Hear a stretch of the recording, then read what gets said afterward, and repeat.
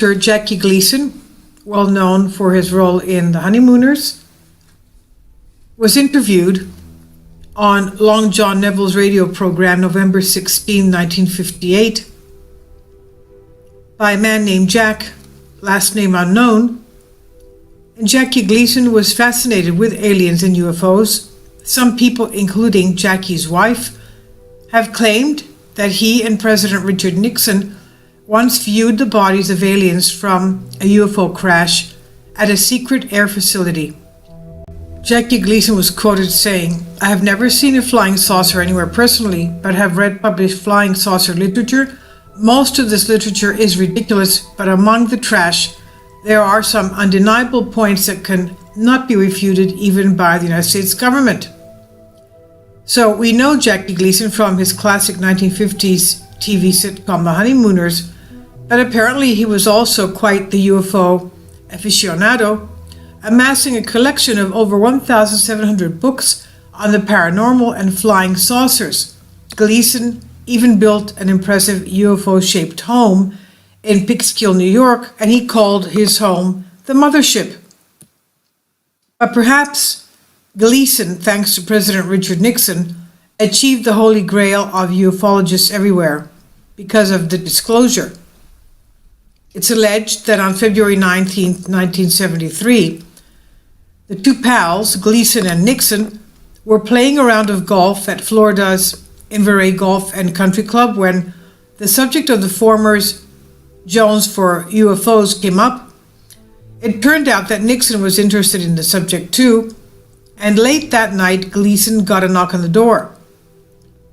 And it was Nixon himself, ready to whisk the actor away to a secret Air Force base to see goodness knows what. Larry Warren, a former Air Force security policeman with his own UFO tales to spin, apparently befriended Gleason in 1986, right before the actor passed away. Here is his alleged account of Jackie Gleason's alleged account regarding the encounter at the base. He says, "We drove to the very far end of the base in a segregated area, finally stopped near a well-guarded building. The security police saw us coming and just sort of moved back as we passed them and entered the structure. There were a number of labs we passed through first before we entered a section where Nixon pointed out what he said was the wreckage from a flying saucer, enclosed in several large cases. Next, we went into an inner chamber and there were 6 or 8 of what looked like glass-topped Coke freezers, and inside them were the mangled remains of what looked like children. Then, upon closer examination, I saw that some of the other figures looked quite old. Most of them were terribly mangled, as if they had been in an accident." Gleason then allegedly told Warren that the aliens had 3 or 4 fingers, but they definitely were not human. The shock of actually being shown proof of extraterrestrial life is also apparently left the Great One traumatized, and he reportedly could not sleep for days on end. This is a pretty impressive story when you think about it, albeit one told secondhand by someone else. But this story might even be more obscure than secondhand. I had problems sourcing the original Warren interview, from which the alleged Gleason quotes are cited on many different websites at all. Finally, an article on Skeptoid pointed me to where the Warren story first originated, an excerpt from the book UFOs Among the Stars by Timothy Green Beckley about celebrity UFO sightings. Is the story from Beckley's book enough to prove that Gleason really did see dead aliens in Coke bottles? You would be shocked to find out that the writer from Skeptoid was a little unconvincing, though he did confirm that Nixon was at the golf course that day. He said, "A little investigation into Nixon's daily diary, freely available on the Nixon Library website, reveals that Nixon was in Key Biscayne on February 19, 1973, for a meeting with the AFL-CIO. He spent less than 40 minutes speaking and glad-handed with guests at Gleason's annual golf tournament at the Inverray Golf and Country Club, of which at most 10 minutes was available to chat with Gleason about UFOs. And there is another person who claims that Gleason claimed to see the aliens at the base, his second wife, Beverly Gleason. According to the presidential UFO blog, who emailed her, Beverly said she told Esquire about Gleason's sighting in 1947, an admission that apparently made him so mad that he made up his mind to divorce her. Beverly allegedly told Esquire about Gleason, quote, "Jackie had been out very late one night. I did not know who he was with," she said. "He told me where he was that same evening. He said that he had been in South Florida with President Nixon to see some dead aliens there, and I believed him. He was very convincing. He and Nixon were in contact quite a bit, and I'm not sure how that was arranged, but it seems that their meetings were set up by an associate of Nixon's. After he got back, he was very pleased he had the opportunity to see the dead little men in cases. He explained to me what they looked like, and he was still talking about it the next day." This seems to back up Warren's account, only it seems that there never was an Esquire interview with Beverly Gleason from '74. Instead, there was a National Enquirer interview from 1983. Did Beverly confuse Enquirer with Esquire? At any rate, here is the 1983 article written by Beverly. And it goes on to say, Jackie Gleason saw bodies of space aliens at Air Force Base by Beverly Gleason. Space aliens exist? Ask Jackie Gleason. He's actually seen them. I'll never forget the night of 1973. My famous husband came home, slumped, white-faced in an armchair, and spilled out the incredible story to me. He was late. It was around 11:30 p.m., and I'd been worried, and as soon as I heard the key turn in the lock of our golf course home in Inverary, Florida, I jumped to my feet and asked, "Where have you been?" His reply stunned me. "I've been at Homestead Air Force Base, and I've seen the bodies of some aliens from outer space.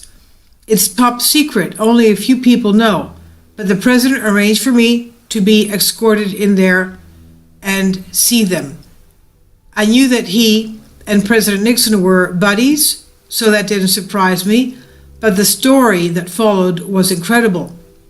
No one would tell me the full details, but a spacecraft has obviously crashed near here," said Jack. "When I arrived at the base, I was given a heavily armed military escort and driven to a building in the rear area. We had to pass guards at the door. They were shown into a large room, and there were the aliens lying on 4 operating tables.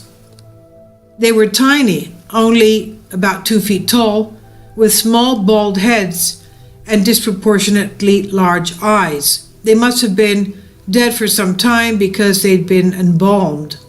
This article goes on to say that Gleason was fiercely patriotic and happily paid his taxes, but one thing he detested about the government was what he called the cover-up on UFOs. He says, quote, "They know all about them, but why do they keep denying that they exist and keep painting people who believe in them as idiots?" One of the astronauts came backstage to see Gleason at his performance, and later Gleason and the astronaut had a private discussion about UFOs, and when Jack asked the man about that he was a believer in UFOs, the astronaut confirmed to him, "You're right, they do exist. I've seen one with my own eyes during our mission. But we've been sworn to secrecy, and the government will never let the information out to the public."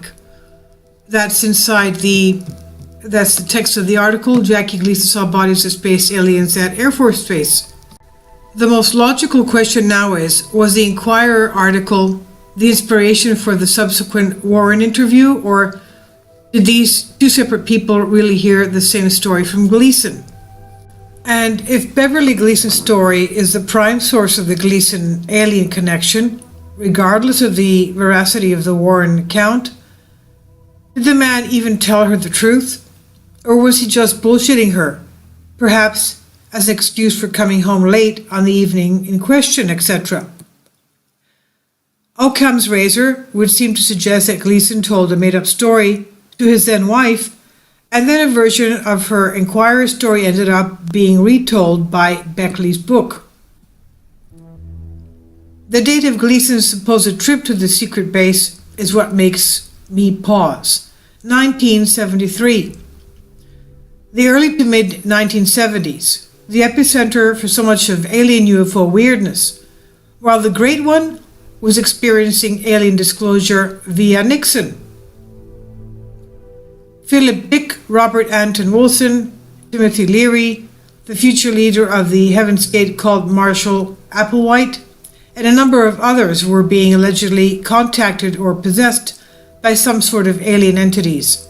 Uri Geller was demonstrating superpowers on talk shows and claiming to be the alien messiah under hypnosis. A young Andrew Basiago allegedly time-traveled and teleported with his dad in a secret military program. John Lennon saw a UFO. And I'm sure the list goes on and on. More research you do on these stories. We even had President Ronald Reagan's speeches, 3 separate times at least, worldwide, claiming that he believed in aliens and UFOs from other planets. So here's what I think. The article says, honestly, I think Gleason might have really seen something, but I don't know if what he saw is what he thought or was told he saw. Not the most helpful answer in the world, but that's all I got, it says. I'll leave a link below for you for these articles.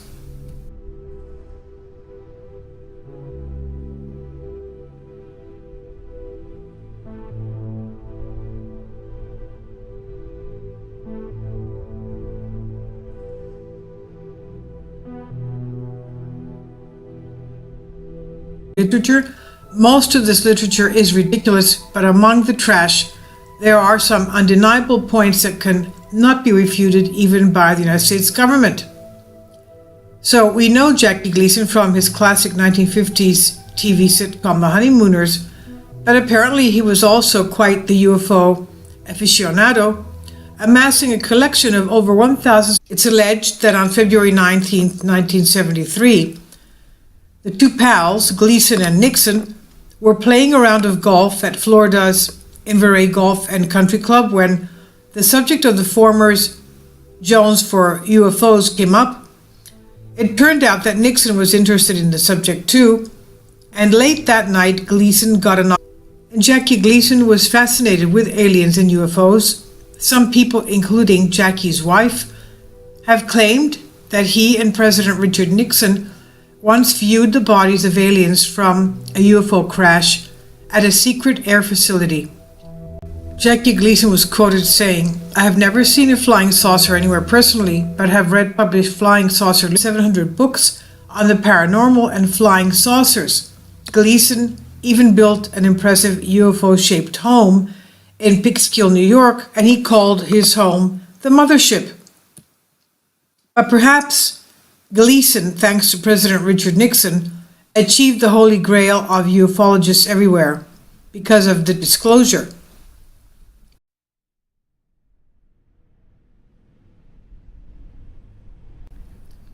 Actor Jackie Gleason, well known for his role in The Honeymooners, was interviewed on Long John Neville's radio program November 16, 1958, by a man named Jack, last name unknown,